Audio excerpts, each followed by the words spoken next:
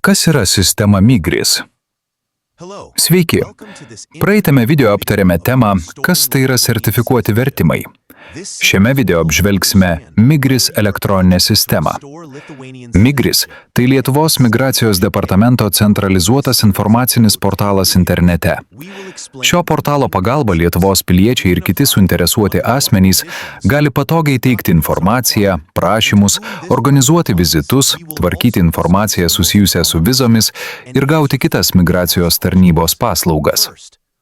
Šios sistemos pagalba prašymus galima pateikti neatvykstant į padalinius, bet užpildant elektroninės formas, o išankstinis vizito rezervavimas padeda sutaupyti laiko.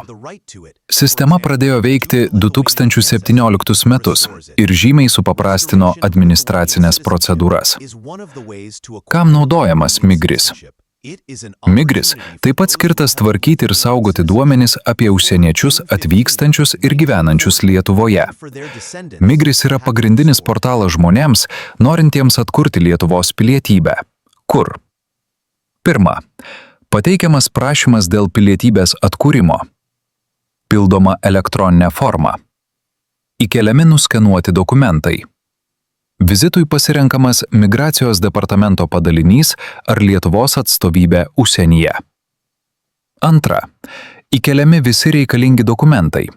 Pavyzdžiui, gimimo dokumentai, tėvų ar senelių giminės linijos dokumentai, įrodymai apie gyvenimo faktus, pilietybę, archyvų dokumentai, įrodymai apie išvykimą, tremtį, pasitraukimą, okupaciją, vertimai su patvirtinimais, apostilės, pasų kopijos. Trečias. Stebimas prašymo nagrinėjimas. Sistema rodo, ar prašymas printas, ar reikia papildomų dokumentų, kokioje stadijoje procesas. Ketvirtas. Registruojamasi fiziniam vizitui. Migris patvirtina vizito datą, vizito miestą Lietuvoje ar Lietuvos atstovybę užsienyje. Kaip Migris palengvina procesą? Viskas vyksta internetu. Nebereikia siųsti dokumentų paštu ar atvykti į Lietuvą tik tam, kad pateiktum prašymą. Aiški eiga ir statusas. Galima tiksliai matyti, ko dar reikia, ar prašymas jau nagrinėjamas.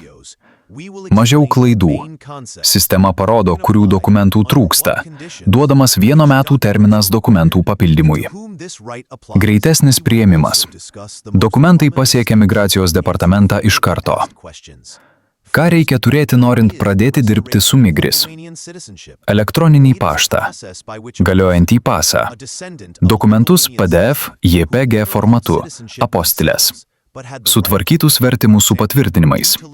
Jei gyvenate užsienyje, Lietuvos atstovybę vizitui. Svarbu žinoti apie Migris. Migris yra pirmasis žingsnis atkuriant pilietybę.